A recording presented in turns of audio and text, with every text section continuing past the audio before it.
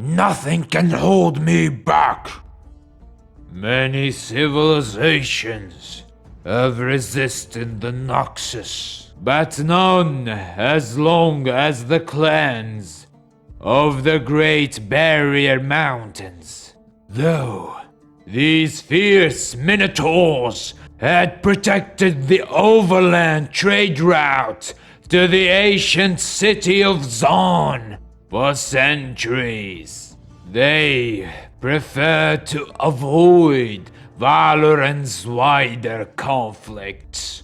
The noble warrior ALISTAR was respected among all the clans. Out on the mountain peaks, his roar could scatter even the braver trespassers, leaving only the foolhardy to face him in combat. Even so, in the moot halls, he would always urge his kin to forge greater bonds with the other mortal races. Many saw minotaurs as little more than beasts, which soared any interaction and kept them firmly as outsiders. Then Noxus came, promising something better. Their emissary, the matriarch House of Twain, proclaimed that the Empire was poised to take Basilic, a coastal city to the east.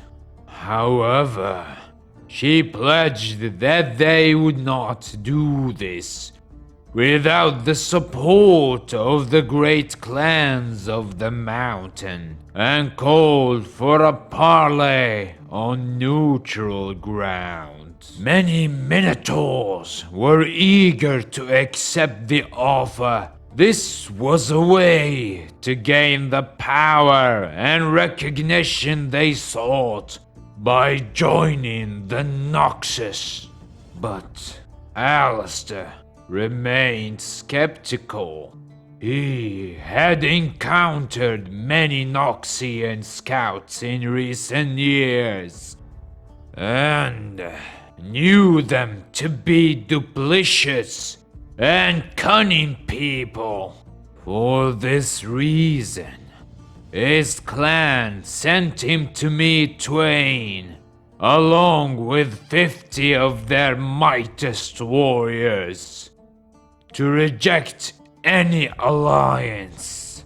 The other clans could do as they wished, but ALISTAR would not accept the rule of some distant Grand General. Under the banner of truce, he and his kin were betrayed. The larger clans had already pledged themselves to Noxus, and their representative turned against him as soon as he made his position known. The battle was swift and bloody. ALISTAR himself crushed Lady Twain's skull with his bare hands.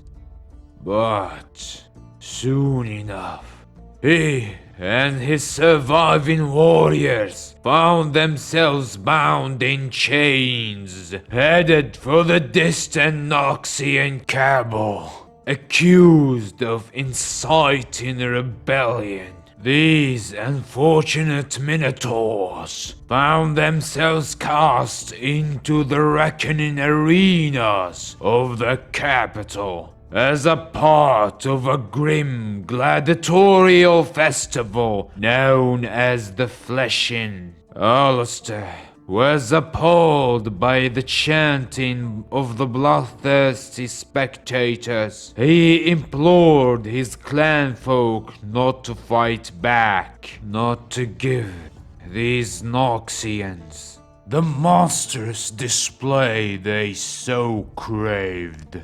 When the festival ended, 21 days later, Alistair was the only member of his tribe left, pelted with pebbles and rotten fruit from the crowd, dragged out to face reckoner after reckoner. He was driven to fight like a beast and think like one. He killed and killed until even his memories of home became stained with blood.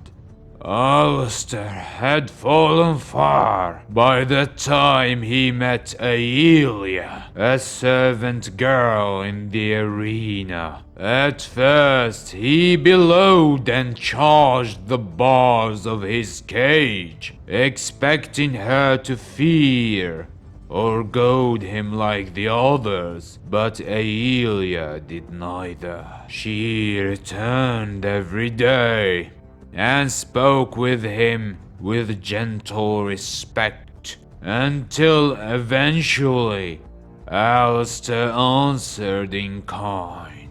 Aelia's homeland had been claimed by Noxus, and seeing his suffering had convinced her they should leave this hateful city together. She whispered her plans through the bars, and for the first time in years, Alistair found he could think of home without dwelling on the way it had been taken of him. One night, Aelia brought Alistair the key to his cell. She had sacrificed much to arrange this escape, and he swore he would repay her tenfold. They hurried to the river, where a cargo barge awaited them.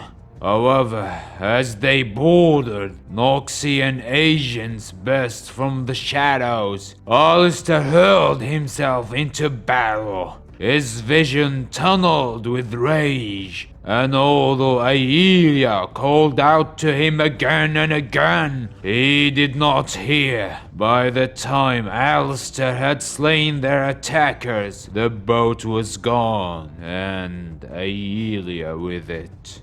So he fled south on foot instead. He searched everywhere for the servant girl, but found nothing. Had she been captured? Killed? It seems there were no clues left to find. Weeks later, a political coup shook the empire to its dark foundations, and the arena Minotaur's escape was quite forgotten. Alistair now travels alone, as quietly and anonymously as he can, encouraging resistance in Noxian-held territories, and fighting on behalf of the downtrodden and the abused. Only when he has cleared the shame from his heart, repaying every cruelty and every kindness, will Alistair return to the mountains and leave his rage behind. And in every city he passes through, he asks after Aelia.